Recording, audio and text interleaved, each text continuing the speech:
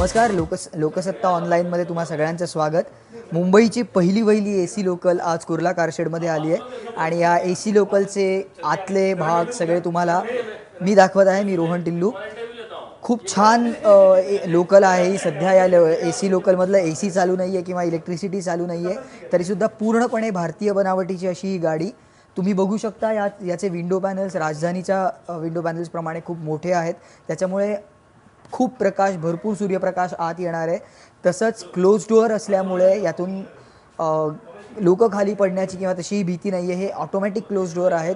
गाडी स्टेशनात थांबल्यानंतर हे उघडतील.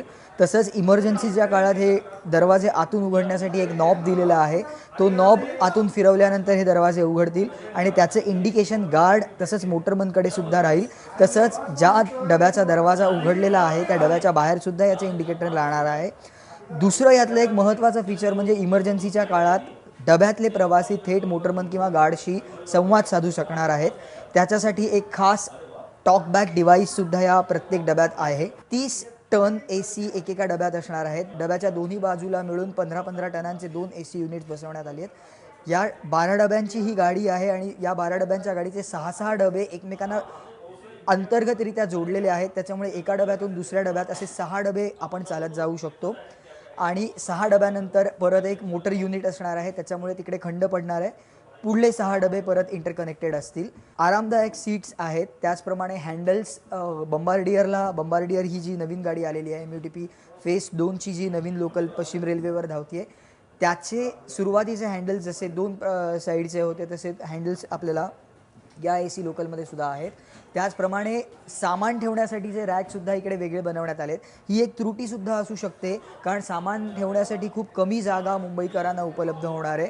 त्याच्यामुळे मुंबईकरांना आपलं सामान कदाचित आपल्याच पाठीवर किंवा पोटावर वागवावं लागणार आहे. पण एकंदरीत या गाडीकडे बघता आतमध्ये पंख्यांची सुद्धा व्यवस्था असल्यामुळे AC फेल झाले तर पंख्यांच्या माध्यमातून हवा खेळती राहणार आहे याच्यात. तसंच AC कधीतरी बंद पडले तर बॅटरी बॅकअप दिलेला आहे या गाडीला, जेणेकरून AC चालू राहणार आहे या गाडीतला. ही गाडी आता उद्यापासून या गाडीचं वेगळं असेंब्लिंग, ज्याचे इलेक्ट्रिसिटी सिस्टीम आहे ते असेंब्लिंग सुरू होणार आहे आणि ते झाल्यानंतर एक साधारण 16 एप्रिलपासून या गाडीच्या ट्रायल्स सुरू होतील. RDSO तर्फे या ट्रायल्स घेण्यात येणार आहेत. त्याच्यानंतर कमिशनर रेल्वे सेफ्टी हे या गाडीला फिटनेस सर्टिफिकेट देतील आणि त्याच्यानंतर ही गाडी प्रवाशांसाठी खुली होणार आहे. ही गाडी मुंबईकरांसाठी एक खास भेट असणार आहे, याच्यात तर वादच नाही आहे.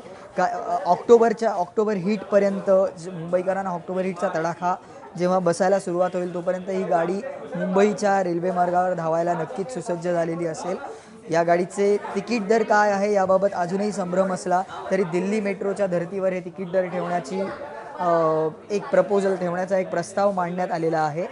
ही गाडी तुम्ही इतर जसजशी तुम्हाला दिसेल तसं या गाडीबाबतचं कुतूहल वाढत जाणार आहे आणि लवकरच ही गाडी तुम्हा सगळ्यांच्या सेवेत येईल, आपल्या सगळ्यांच्या सेवेत येईल अशी अपेक्षा आहे. धन्यवाद.